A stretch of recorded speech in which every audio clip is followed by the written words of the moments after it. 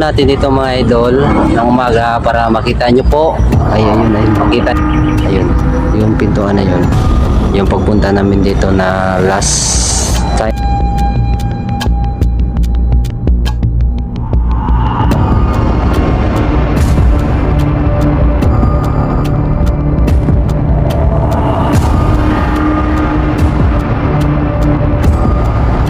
Yan, ito daw din flagpole daw na to.